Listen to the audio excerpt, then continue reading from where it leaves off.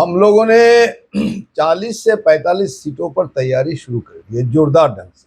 क्या पूरा पिछली हो? बार जो कम मिला था उस वजह से ही तो सत्ता की दहलीज तक पहुंचकर हम सत्ता तक नहीं पहुंच पाए। आपने देखा हो, देखिए कांग्रेस पार्टी को सीट लेने के लिए नहीं होना चाहिए, सीट जीतने के लिए सीट मांगना चाहिए।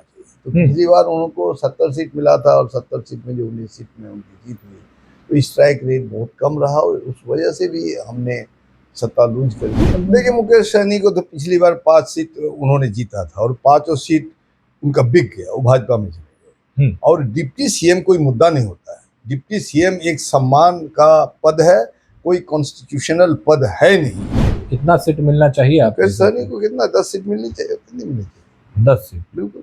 और कांग्रेस को? कांग्रेस को 40-45 सीट मिलनी चाहिए। मैं समझ रहा हूँ कि नीतीश कुमार जी ने अपने आप को भाजपा के पास सरेंडर कर दिया। महबूब जी, नीतीश कुमार ठीक है या नहीं ठीक है? नहीं ठीक है, वो फिट है या अनफिट है?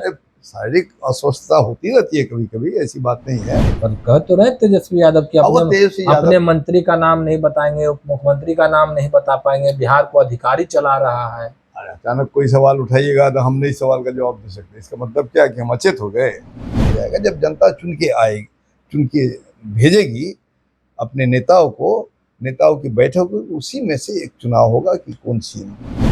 वो नीतीश कुमार जी को वो झेल रहे हैं। अभी नीतीश कुमार जी के प्रति उनका सम्मान का कोई भाव नहीं है, वो झेल रहे हैं, झेल रहे जी। वक्त आने के साथ साथ उनके साथ उनको दूध से मक्खी जिस फेंका जाता है उठा के वैसे उनको जो मांझी जी जो कर रहे हैं, अशोक चौधरी जो कर रहे हैं, उनके दामाद, उनके बाल बच्चों को जो आप जो है नहीं, अगर नीतीश कुमार बिहार में विधानसभा के चुनाव होने हैं, चुनाव के मद्देनजर रखते हुए तमाम दल के लोग तैयारी में जुटे हुए हैं। महागठबंधन के अंदर कई सवाल उठ रहे हैं, बैठकों का दौर जारी है, पर सीट शेयरिंग को लेकर बात नहीं बनी।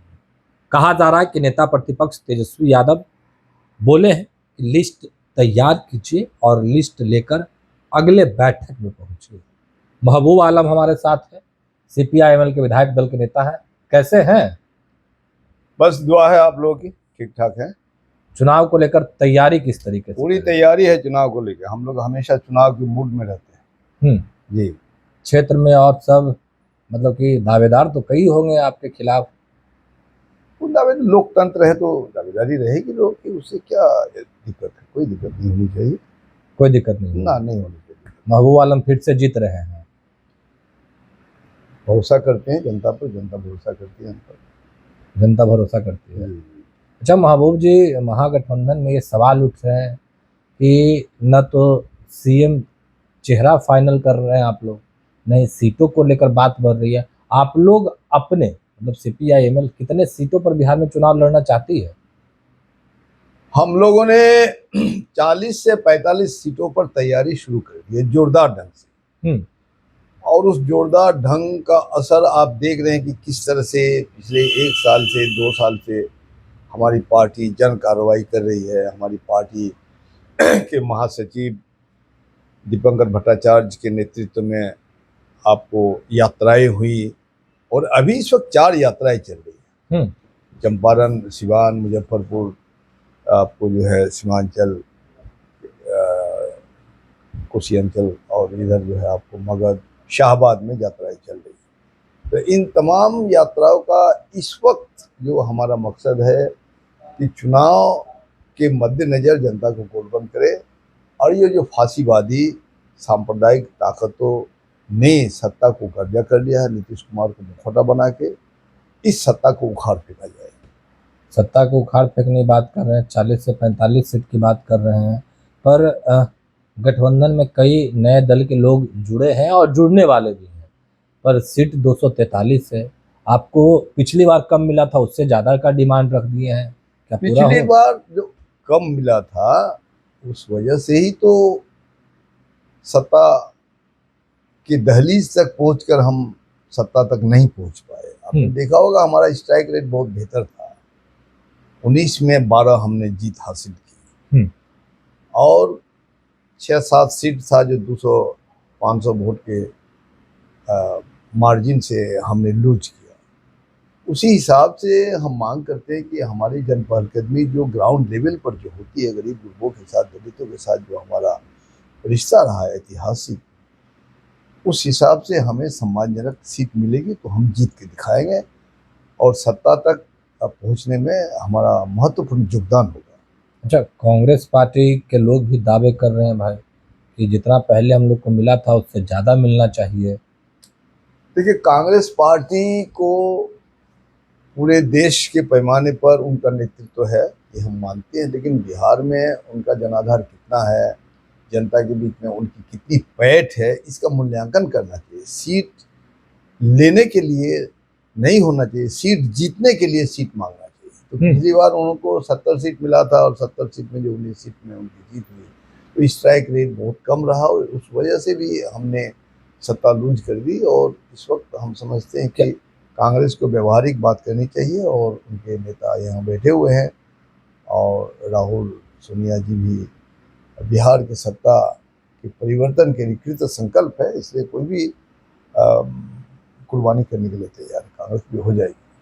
कांग्रेस भी हो जाएगी। अब आपको लग रहा है ऐसा कि 2020 में इसी कारण से महागठबंधन की सरकार नहीं, बड़ा वजह कांग्रेस बन गया, 70 सीट लेकर के 19 सीट जीती हम है। कांग्रेस को इल्जाम नहीं देते हैं, लेकिन एक कारण वो भी है हाँ, कि आप सीट लेने के लिए आप ले लेते हैं और स्ट्राइक रेट बहुत आपको सम्मानजनक नहीं रहता, नगण्य हो जाता है। तो आज की परिस्थिति में गठबंधन एक धर्म हो गया, राजनीति में कोई एक पार्टी का वर्चस्व है नहीं।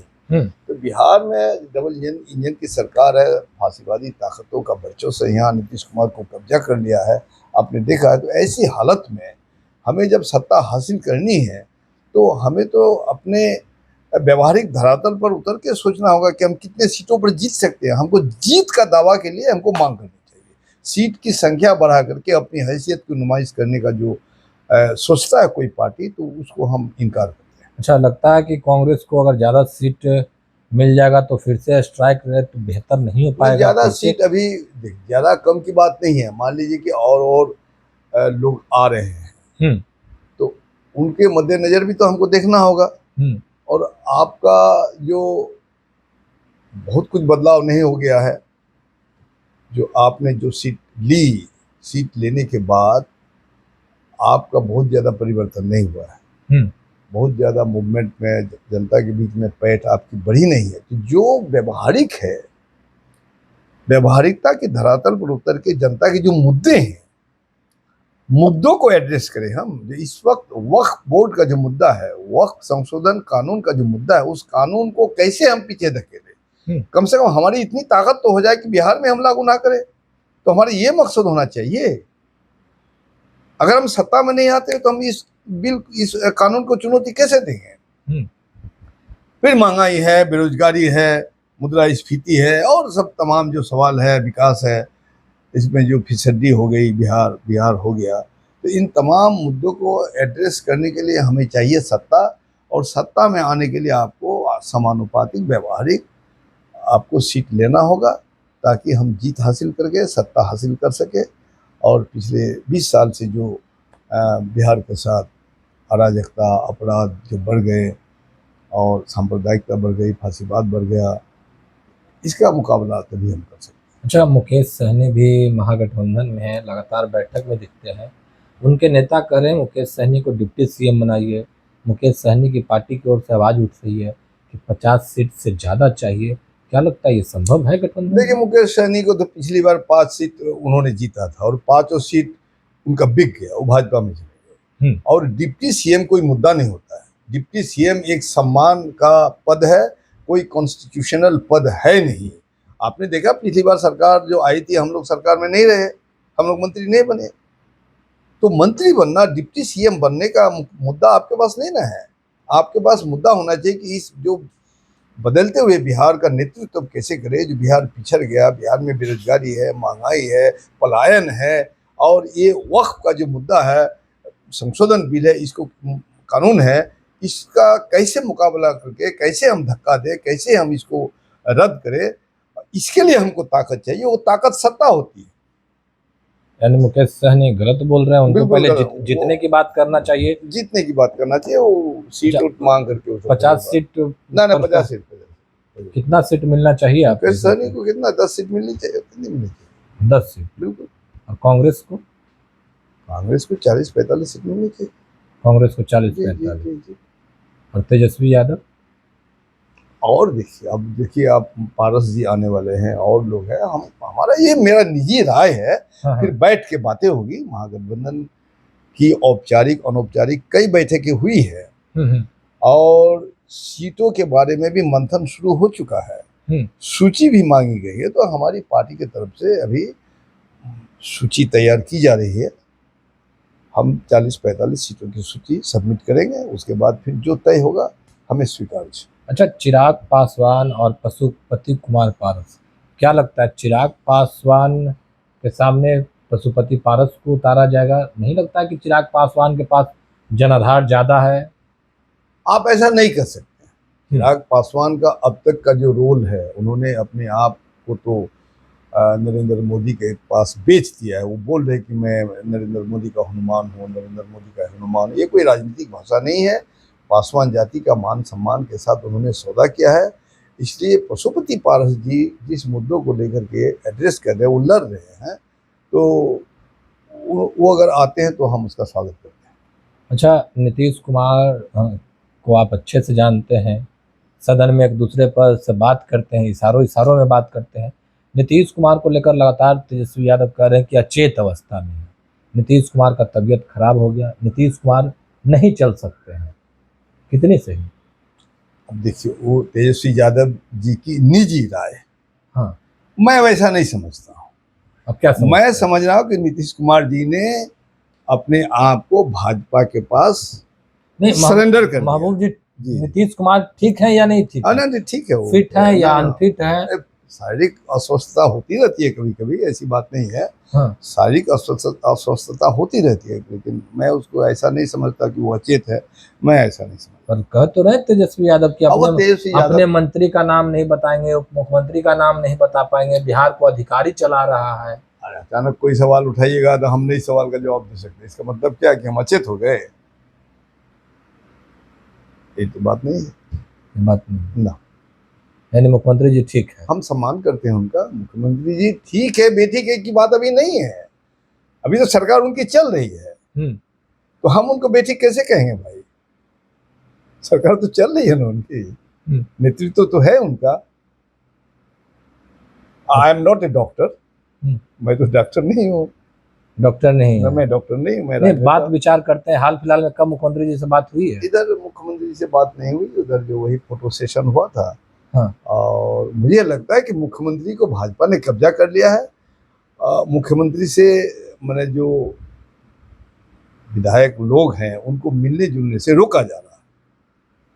अच्छा, अगर मान लीजिए महागठबंधन चुनाव में जाती है, सीएम चेहरा आप लोग नहीं फाइनल कर पा रहे हैं। सीएम चेहरा के प्रेम जी, चुनाव के बाद ही होगा, विधायक जीत जाएंगे उसके बाद।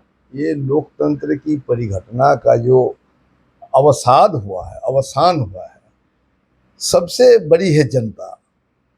मानते हैं आप? और जनता चुनेगी विधायकों को।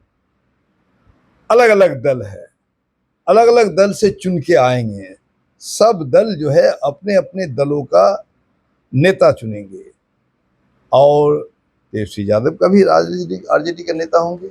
तो ऐसी हालत में लोकतंत्र की स्वस्थ प्रक्रिया उसी को कहा जाएगा जब जनता चुन के आएगी, चुन के भेजेगी अपने नेताओं को। नेताओं की बैठक होगी, उसी में से एक चुनाव होगा कि कौन सीएम बनेंगे। बैठक के बाद ही फैसला ये लोकतंत्र का, चुनाव के बाद फैसला, लोकतंत्र की स्वस्थ यही प्रक्रिया है। इसलिए मुद्दे को चुनाव का मुद्दा बनाते हैं। संविधान खतरे में है, वक्फ संशोधन बिल वापस होना चाहिए, जिससे किसान आंदोलन के जरिए बिल वापस हुआ। अभी महंगाई है, अभी बेरोजगारी है, अभी अराजकता है, अभी अपराध चरम सीमा पर है, सरेआम गोली चल रही है। इन मुद्दों को अभी नीतीश कुमार नियंत्रित नहीं कर पा रहे।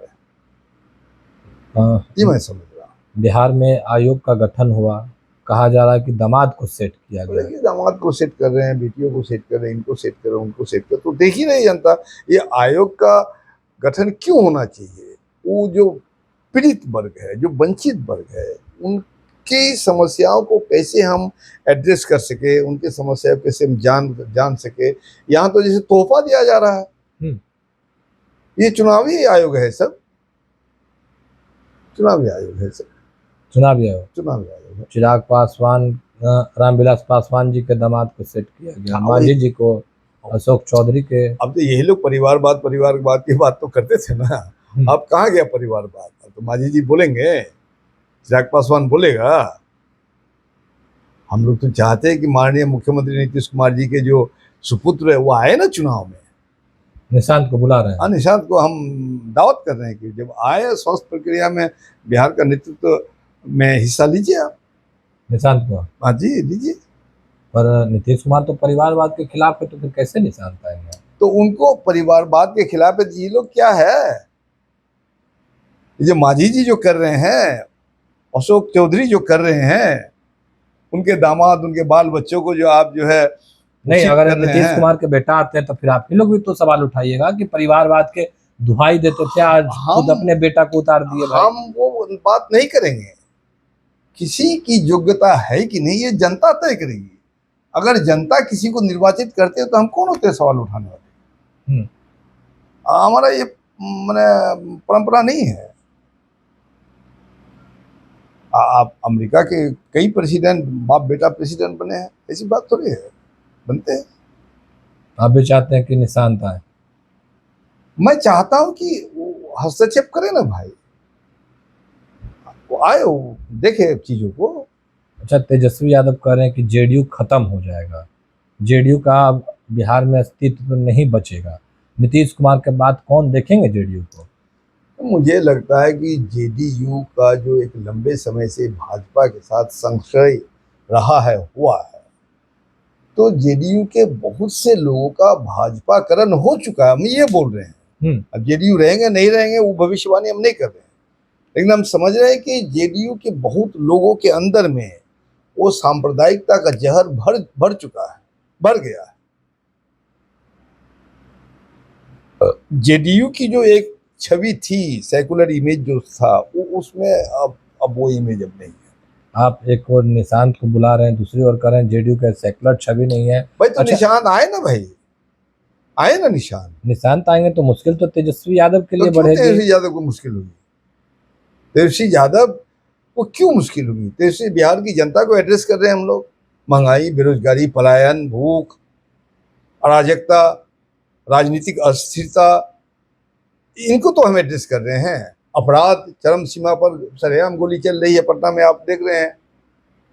फिर मुसलमानों को निशाना बनाया जा रहा है। निशाना अभी संविधान है, लेकिन मुसलमान को बहाना बना करके कि मुसलमान का सवाल उठा करके एक विशाल वर्ग को पोलराइज किया जाए, गोलबंद किया जाए। इसे तो वक्फ संशोधन जो कानून है, इसको वापस होना चाहिए। हमारी सत्ता आएगी तो बिहार में हम चलने नहीं देंगे, इसको नहीं चलने देंगे, बिल्कुल नहीं चलने देंगे। इसलिए तो सत्ता चाहिए हमको। कई जेडीयू के मुस्लिम नेता भी नाराज हैं इसको लेकर। आप देखिए ना कि जेडीयू के मुस्लिम बड़े बड़े नेता ने रिजाइन कर दिया, लेकिन कुछ दलाल लोग भी उनके पास है, ऐसी बात नहीं है। कुछ बिके हुए लोग। कौन दलाल है? आप दलाल है तो आप सबके नाम जानते हैं आप, जो जेडीयू में है। अरे मैं जानता नहीं जानता हूँ की बात नहीं है, बात है कि आप दलाल बोल रहे हैं, नाम भी नहीं बता रहे हैं। देखिए वक्त पर नाम बताया जाएगा, वक्त आएगा तो नाम बिल्कुल बिल्कुल नाम बताएंगे हम लोग। क्या लगता है, चुनाव लड़िएगा, प्रचार प्रसार में नाम बताइएगा क्या? चुनाव जब लड़ेंगे हम, हमारे आमने सामने कौन है उसका मुकाबला होगा। जेडीयू में कौन दलाल है ये नहीं बताइएगा। अभी जेडीयू में दलाल कौन है अभी हमको बोलने की क्या जरूरत है? जनता देख रही है, जनता देख रही है। अब चुनाव के समय में देखा जाएगा, आमना सामना जो होगा तो उसको उसका चेहरा बेनकाब किया जाएगा। बिल्कुल।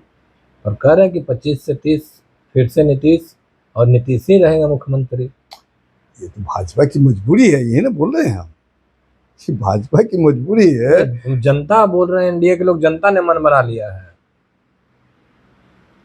तो जनता ने मन बना लिया है तो 3 महीना 4 महीना है अभी चुनाव का, तो चुनाव आएगा तब देखा जाएगा सब कुछ। आपको भी लगता है कि आप जनता के बीच रहते हैं, बिल्कुल क्षेत्र में रहते हैं, क्या लगता है नीतीश कुमार का क्रेज घट गया या बढ़ गया? बिल्कुल क्रेज घट गया उनका। उनके प्रति विश्वसनीयता उनकी घटी है, क्रेज उनका घटा है, और जो सेकुलर इमेज था वो समाप्त हो चुका है। वो भाजपा ने उन्हें कब्जा कर लिया।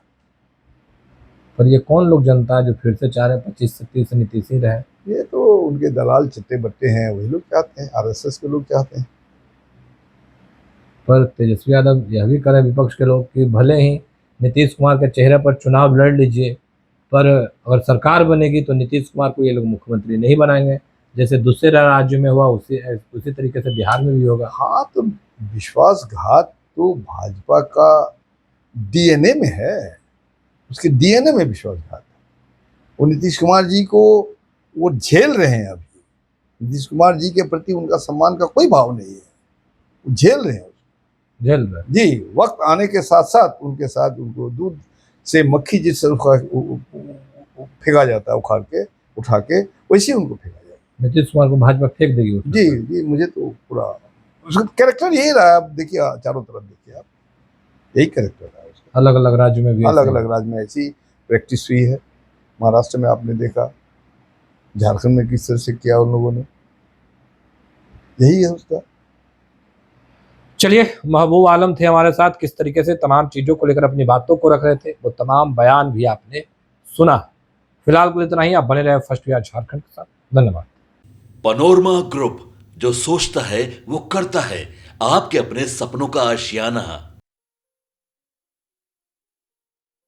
ये लो, मुंह मीठा करो। आज मैंने अपना जॉब छोड़ दिया, अब हम पूर्णिया वापस जाएंगे। जॉब छोड़ दिया है? मतलब ये घर कैसे चलेगा? हम करेंगे क्या? और माँ बाबूजी क्या बोलेंगे? इसलिए मैं एक और मिठाई का डब्बा लाया। अपने बिजनेस के लिए लोन अप्रूव हो गया। अरे लोन अप्रूव हो गया वो तो ठीक है, लेकिन पूर्णिया में हम रहेंगे कहाँ? अपना घर भी तो नहीं है वहाँ। इसलिए तो एक और मिठाई का डब्बा अलग से लाया हूँ। हमने पूर्णिया में घर ले लिया है, पूर्णिया के ई होम्स पैनोरमा में। पूर्णिया में पैनोरमा ग्रुप लेकर आए हैं ई होम्स पैनोरमा। बड़ा घर, आलीशान जिंदगी और अत्याधुनिक सुविधाओं के संग। अरे अरे, अब क्यों मुंह मीठा करवा रही हो? क्योंकि हम घर वापसी जो कर रहे हैं। घर वापसी की खुशी पूर्णिया में ई होम्स पैनोरमा के संग। E Homes Panorama, luxurious lifestyle redefined.